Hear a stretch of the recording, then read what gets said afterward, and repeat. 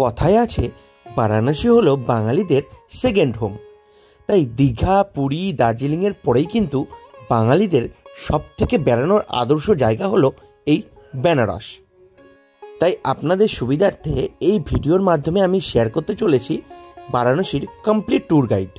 কীভাবে যাবেন, কোথায় থাকবেন, কি দেখবেন, কি খাবেন এবং সবচেয়ে কম খরচে কি করে আপনারা 2 রাত 3 দিন বারাণসী ঘুরে আসতে পারবেন। এই ভিডিওটি দেখার পর বারাণসী যাত্রা আপনাদের কাছে আরো সহজ বলে মনে হবে। তাহলে চলুন আর কথা না বাড়িয়ে ভিডিওটা শুরু করা যাক।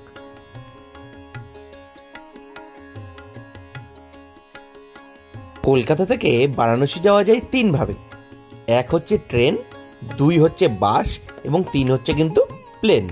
এর মধ্যে থেকে আমরা কিন্তু সব থেকে বেশি ট্রেনেই সফর করতে ভালোবাসি। কলকাতা থেকে বারাণসী যাওয়ার জন্য আপনারা ট্রেন পেয়ে যাবেন হাওড়া, শিয়ালদা, কলকাতা ও শালিমার স্টেশন থেকে।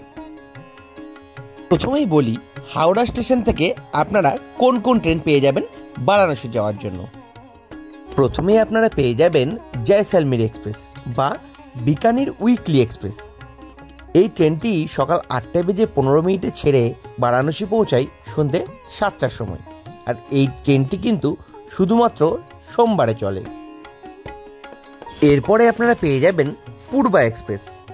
পূর্বা এক্সপ্রেসও কিন্তু সকাল 8টা 15 ছেড়ে বারাণসী পৌঁছায় সন্ধ্যে 6টা বেজে 45 মিনিটে। আর এই ট্রেনটি কিন্তু রবি, বুধ এবং বৃহস্পতিবার চলে। এরপরে আপনারা যে ট্রেনটা ধরতে পারেন সেটা হচ্ছে লালকুয়া এক্সপ্রেস। এই ট্রেনটিও কিন্তু সপ্তাহে একদিনই চলে, শুক্রবার, এবং সকাল 8টা বেজে 15 মিনিটে ছেড়ে বারাণসী পৌঁছায় সন্ধ্যে 7টার সময়।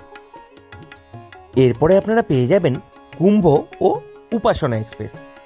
এই ট্রেনটি হাওড়া থেকে দুপুর 1টার সময় ছেড়ে বারাণসী পৌঁছয় রাত 1টা বেজে 45 মিনিটে।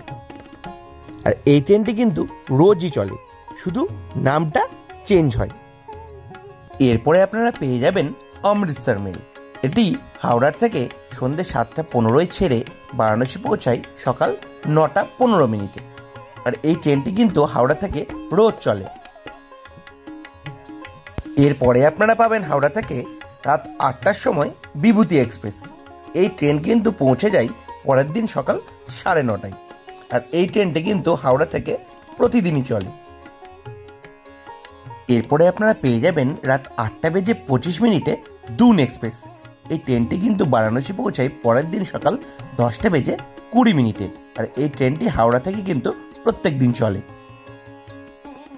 এরপরে পাবেন হিমগিরি এক্সপ্রেস। এই ট্রেনটি রাত 11টা বেজে 55 মিনিটে ছেড়ে বারাণসী পৌঁছায় পরের দিন দুপুর 2টা বেজে 37 মিনিটে। আর এই ট্রেনটি কিন্তু মঙ্গল, শুক্র এবং শনিবার চলে। এবার আসি শিয়ালদা স্টেশনে। শিয়ালদা স্টেশন থেকে কিন্তু বারাণসীর জন্য একটি মাত্র ট্রেন যায়, সেটি হলো জম্মু তাওয়াই হামসাফার এক্সপ্রেস। এই ট্রেনটি কিন্তু সপ্তাহে একদিনই চলে, সোমবার, এবং দুপুর 1টা বেজে 10 মিনিটে ছেড়ে বারাণসী পৌঁছায় রাত 12টা বেজে 10 মিনিটে। আবার শালিমার স্টেশন থেকেও কিন্তু একটি মাত্র ট্রেন চলে, যেটা গোরক্ষপুর উইকলি এক্সপ্রেস। এই ট্রেনটি কিন্তু প্রতি মঙ্গলবার রাত 8টা বেজে 5 মিনিটে ছেড়ে বারাণসী পৌঁছায় সকাল 11:30টায়। এবার আসি কলকাতা স্টেশনে। কলকাতা স্টেশন থেকেও কিন্তু বেশ কিছু ট্রেন বারাণসী যায়। প্রথমেই বলবো অকাল তত্ত্ব এক্সপ্রেস। এই ট্রেনটি কিন্তু প্রতি রবিবার ও বুধবার সকাল 7টা বেজে 40 মিনিটে ছেড়ে বারাণসী পৌঁছায় সন্ধে 8টা বেজে 30 মিনিটে। এরপরে বলবো গুরুমুখী সুপারফাস্ট এক্সপ্রেস। এই ট্রেনটিও কিন্তু সকাল 7টা বেজে 40 মিনিটে ছেড়ে বারাণসী পৌঁছায় রাত 8টা বেজে 30 মিনিটে। এই ট্রেনটি কিন্তু শুধুমাত্র চলে বৃহস্পতিবার। এরপরে জম্মু তাওয়া এক্সপ্রেস। এই ট্রেনটি প্রত্যেক দিন সকাল 11টা বেজে 45 মিনিটে ছেড়ে বারাণসী পৌঁছায় রাত 2টা বেজে 40 মিনিটে। এর পরের ট্রেনটি হলো আগ্রা ক্যান্টনমেন্ট উইকলি এক্সপ্রেস। এই ট্রেনটি কিন্তু প্রত্যেক বৃহস্পতিবার দুপুর 12টা বেজে 10 মিনিটে ছেড়ে বারাণসী পৌঁছায় রাত 10টা বেজে 50 মিনিটে। এরপরে পাবেন দুর্গিয়ানা এক্সপ্রেস।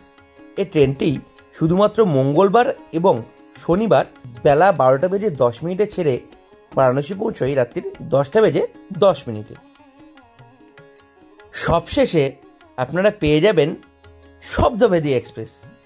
এই ট্রেনটি কিন্তু শুধুমাত্র বৃহস্পতিবার রাত 10:45 ছেড়ে বারাণসী পৌঁছয় পরের দিন সকাল 10:05। এ তো গেল ট্রেনের কথা। এবার বলি বাসে কিভাবে আপনারা যাবেন।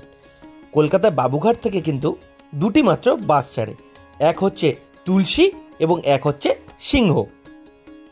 বাসে যেতে কিন্তু প্রায় সময় লাগে 19 ঘন্টা মতো, আর বাসের ভাড়া আনুমানিক 800 থেকে 1100 টাকার মধ্যে। আর বাবুঘাট থেকে বাস ছাড়ার সময় হচ্ছে দুপুর 2টো থেকে 4টের মধ্যে। এছাড়াও কলকাতা থেকে আপনারা ফ্লাইটে করে পৌঁছে যেতে পারেন কিন্তু বারাণসীর লাল বাহাদুর শাস্ত্রী এয়ারপোর্টে। সর্বনিম্ন ভাড়া পড়বে 3500 টাকা থেকে। এছাড়াও যে কোনো ট্রেনে আপনারা পণ্ডিত দীনদয়াল উপাধ্যায়ে নামলে সেখান থেকে মাত্র 40 টাকার বিনিময়ে আধ ঘন্টার জার্নিতে পৌঁছে যাবেন কিন্তু বারাণসী। বারাণসী পৌঁছানোর পর 100 টাকার বিনিময়ে বাইরে অটো স্ট্যান্ড থেকে অটো নিয়ে পৌঁছে যেতে পারেন আপনাদের পছন্দ মতো হোটেলে। গাদলিয়া চকের আশেপাশে আপনারা প্রচুর হোটেল পেয়ে যাবেন, তবে মাথায় রাখবেন ঘাটের দিকে যত এগোতে থাকবেন হোটেল ভাড়াও কিন্তু তত বাড়তে থাকবে, আর হোটেল ভাড়া আনুমানিক 1200 থেকে 1500 টাকা। এবারে হোটেল পৌঁছে ফ্রেশ হয়ে লম্বা একটু ঘুম দিন, তারপর বেরিয়ে পড়ুন লাঞ্চ করতে। বারাণসীতে কিন্তু খাওয়া দাওয়ার প্রচুর হোটেল আপনারা পেয়ে যাবেন, তাই সেখান থেকে লাঞ্চটা সেরে নিয়ে চলে আসুন দশাশ্বমেধ ঘাটে। দশাশ্বমেধ ঘাটের পাশেই কিন্তু রয়েছে যন্তর মন্তর। প্রথমেই সেটি কিন্তু আপনারা দেখে নিতে পারেন। 1737 সালে জয়পুর, দিল্লি, মথুরা, উজ্জয়নের পাশাপাশি কিন্তু বারাণসীতেও মহারাজা জয়সিংহ এই যন্তর মন্তর প্রতিষ্ঠা করেন। যন্তর মন্তর দেখে আপনারা তাড়াতাড়ি চলে আসুন দশাশ্বমেধ ঘাটে। ঘাটের আরতি কিন্তু দুইভাবে আপনারা দেখতে পারেন, নৌকা থেকেও দেখতে পারেন, আবার ঘাটে বসেও চেয়ারের ব্যবস্থা রয়েছে সেখান থেকেও দেখতে পারেন। ঘাটে আরতি দেখা শেষ করে চলে আসুন গাদুলিয়া চকের কাছে কাশি চাট ভান্ডারে। এটা কিন্তু বেনারসের এক বিখ্যাত চাটের দোকান। এখানে এসে আপনারা চাটের স্বাদ গ্রহণ করুন। চাইলে এই চাট দিয়েই আপনাদের রাত্রির ডিনারটাও সেরে ফেলতে পারেন। এবার ডিনার সেরে বেনারসের প্রথম রাতটা সুন্দরভাবে ঘুমিয়ে নিন। দ্বিতীয় দিনের ভোরবেলায় বাবা বিশ্বনাথের পুজোটা সেরে নিন। যত ভোরবেলায় যাবেন মন্দির কিন্তু তত ফাঁকা পাবেন। মন্দির খোলে ভোর 4টের সময়। পুজোর পর্ব মিটিয়ে একটা অটো ভাড়া করে নিন সাইড সিনের জন্য। অটো ভাড়া পড়বে আনুমানিক 1000 থেকে 1200 টাকা। অটো নিয়ে প্রথমেই চলে আসুন ব্রেকফাস্টের জন্য চাচিকি কচুরি খেতে। এই দোকানটি কিন্তু বেনারসের বিখ্যাত কচুরির দোকান, এটা কিন্তু কেউ মিস করবেন না। সেখান থেকে কচুরি খেয়ে বেরিয়ে পড়ুন আপনাদের প্রথম গন্তব্য সংকটমোচন মন্দির। এই মন্দিরের ভিতরে একটি হনুমানজির মূর্তি আছে, আর এর ভিতরে কিন্তু কোনো রকম গ্যাজেট অ্যালাউ নয়। সংকটমোচন মন্দিরের বাইরে রাস্তার উপরে রয়েছে কিন্তু এই হান্ডি চায়ওয়ালা। এখানে গেলে এই চা একবার খেয়ে দেখতে কিন্তু ভুলবেন না। এরপরে চা খেয়ে চলে আসুন তুলসী মানুষ মন্দিরে। খুব সুন্দর সাজানো গোছানো কিন্তু এই মন্দির। ভিতরে একটি রামলীলা এবং কৃষ্ণলীলার অ্যানিমেশনে কিন্তু রয়েছে। এরপরে চলে আসুন দুর্গা মন্দিরে। ঘোরার সময় একটা কথা মাথায় রাখবেন, বারাণসীতে কিন্তু প্রত্যেকটা মন্দির বন্ধ হয়ে যায় দুপুর 12টার সময়, খোলে কিন্তু আবার 3টের সময়। দুর্গা মন্দির দেখে চলে আসুন বিড়লা মন্দিরে এবং বিড়লা মন্দির দেখা কমপ্লিট করে রওনা দিন রামগড় ফোর্টের উদ্দেশ্যে। রামগড় ফোর্ট কিন্তু গঙ্গার অপর প্রান্তে, তাই গঙ্গার ব্রিজ পার করে কিন্তু আপনাদের যেতে হবে রামগড় ফোর্টে। 1750 সালে কাশীর মহারাজা বলবন্ত সিং বেলে পাথর দিয়ে কিন্তু এই ফোর্টটি তৈরি করেছিলেন। এর ভেতরে রয়েছে কিন্তু একটি মিউজিয়াম, তার জন্য টিকিট মূল্য কিন্তু 80 টাকা। সেই মিউজিয়ামের ভেতরে কিন্তু কোনো রকম ফটোগ্রাফি বা ভিডিওগ্রাফি অ্যালাউ নয়। রামগড় ফোর্ট দেখে চলে আসুন বারাণসী শহর থেকে 13 কিলোমিটার দূরে অবস্থিত সারনাথে। এই সারনাথেই কিন্তু গৌতম বুদ্ধ প্রথম ধর্ম নিয়ে ভেবেছিলেন, তাই এই জায়গাটা দেখতে কিন্তু কখনোই মিস করবেন না। ঘোরা শেষ করে হোটেল থেকে ফ্রেশ হয়ে চলে আসুন ঠেটেরি বাজারের সামনে লক্ষ্মী চায়ালাতে। এখানে এসে বাটার টোস্ট আর সঙ্গে চা এক দুর্দান্ত কম্বিনেশন। চা খেয়ে ঠেটেরি বাজারের ভেতরেই রয়েছে কুঞ্জগলি, এবং চলে আসুন কুঞ্জগলির ভিতরে এই কাকা শাড়ি বাজারে। এখানে এসে আপনারা কিন্তু সুন্দর বেনারসি পেয়ে যাবেন কম দামের মধ্যে।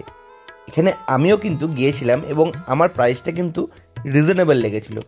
প্রচুর কালেকশন কিন্তু এনাদের কাছে পেয়ে যাবেন, এবং হোয়াটসঅ্যাপেও কিন্তু ওনাদের সঙ্গে আপনারা যোগাযোগ করে জিনিসপত্র কেনাকাটি করতে পারেন। সেখান থেকে পছন্দ মতো জিনিস কিনে টুকটাক স্ট্রিট ফুডগুলো টেস্ট করে নিন।